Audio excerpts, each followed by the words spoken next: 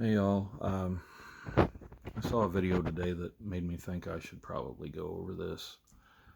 Um, Types of weapons, firearms that you should have on hand. Now keep in mind that what I'm going to go over are weapons that I have, that I use. People of smaller stature may not be able to handle the ones I'm going to talk about the same way that I do. In that case, you may want to get an alternative. You should definitely get an alternative. Like a pistol. I generally carry Glocks. Um, they're easily, Glock 19, Glock 23, they're easily concealable. Um, they don't have to be concealed. There's something to be said for deterrence. Let's see. If you're new to shooting, starting out with a 22 would be a good idea because the fundamentals of shooting are all the same, but the ammo's a lot cheaper, and there's not much in the way of recoil, if anything at all. And you can go semi-auto or revolver, depending on your tastes.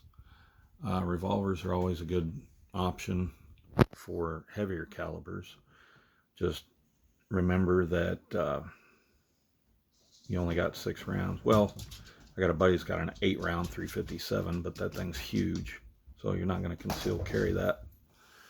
Be a good option for home defense, except for other factors like wall penetration. Um,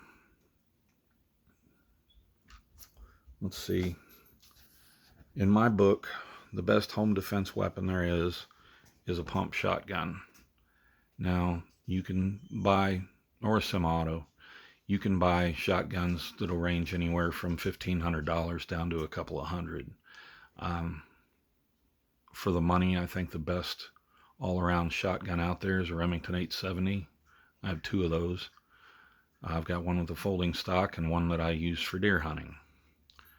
And of course, I can use it for whatever I want. But if you're smaller stature, 12 gauge may not be the best option for you. There's 16 gauge, which is, of course, lighter. Not as bad a kick, but ammo's harder to find. 20 gauge would be my second option because there's a lot less kick than a 12 gauge. Ammo's fairly easy to obtain, and it's not that expensive. You can get Remington 870 20 gauges. I'm sure you can get Mossberg 20 gauges. A lot of people prefer Mossberg over Remington. It's just my personal preference. I also have a Stevens 320 that I paid next to nothing for, and it's a solid shotgun, so that would be a good choice as well. I always wanted a trench gun, the old Model 97 Thumbbuster, but oh well, those are pretty high dollar now. A Winchester Model 12 and an Ithaca 37 and a Winchester 97 all have one thing in common. You can slam fire them. What that means is you can hold the trigger down. After you fire that first round, you hold the trigger down. Every time you rack another round in the chamber, it goes off. So that's known as slam firing. You can send a lot of lead down range in a very short amount of time with that. Because if you're using double-aught buck, that's 9.31 caliber slugs from each shot,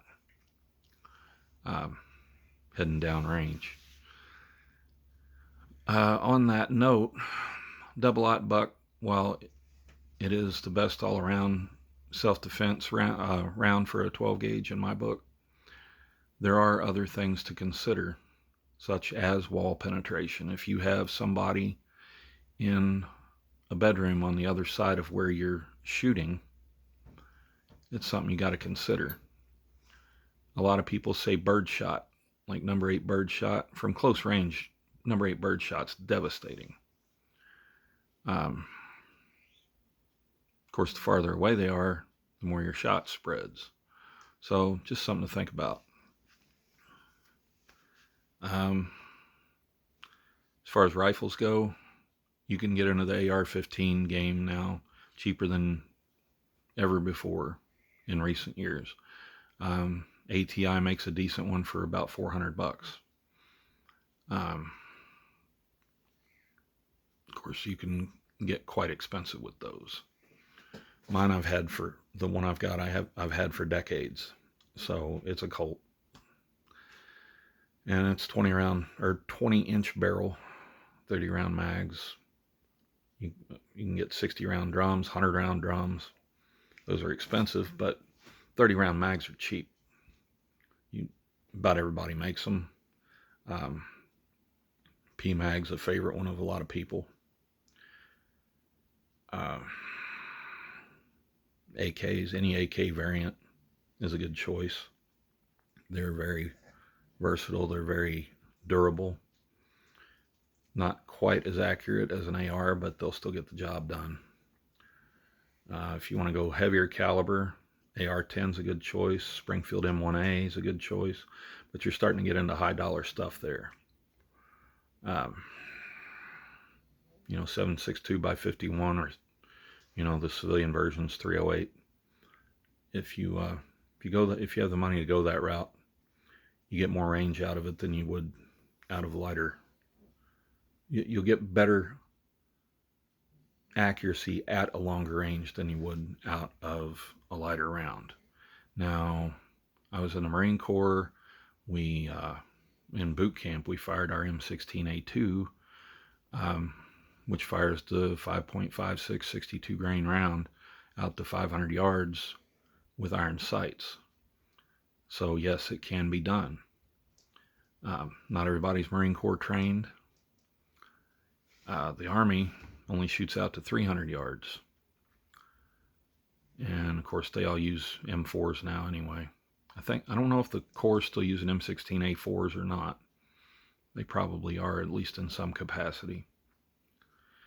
Anyway, if you need extreme long range, in my personal opinion, the smallest caliber you're going to want to use for that is a 7.62 by 51. You can get World War I, World War II rifles with a big honking chunk of lead that's going to be very accurate at hundreds of yards. The British 303 round is a good one. The Russian 7.62 by 54, and with the R on there, that doesn't stand for Russian, it stands for rimmed. 300 Win Mag. Of course, you start getting up to 338 Lapua, and you're talking serious money for each bullet. So, and the rifles and optics are not cheap. But if you're just wanting to shoot, 400 or 500 yards, if that's the type of distance you're looking at,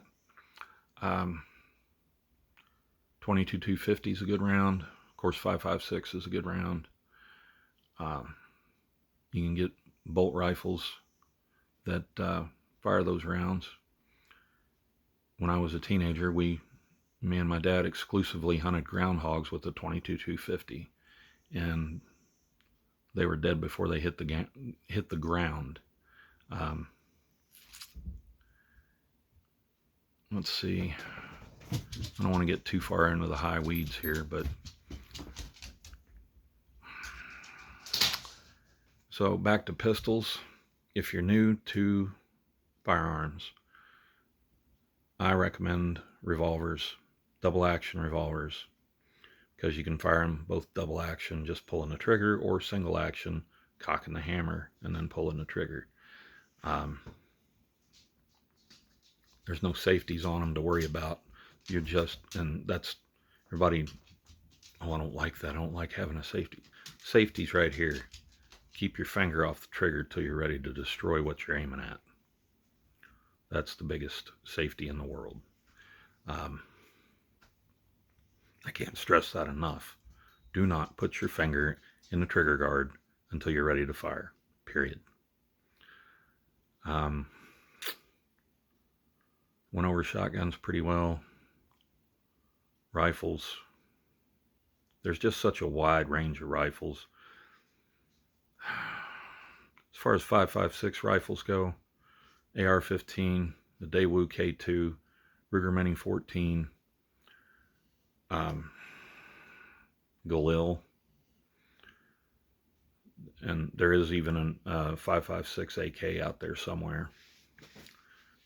They're kind of rare, but they do exist.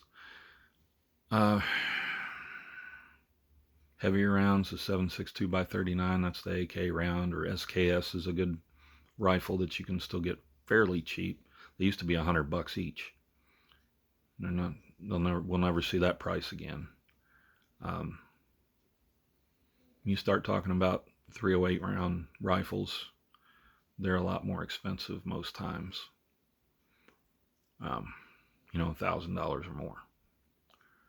I recommend it if you can afford it, but if not, stick with the AK or SKS or AR variants.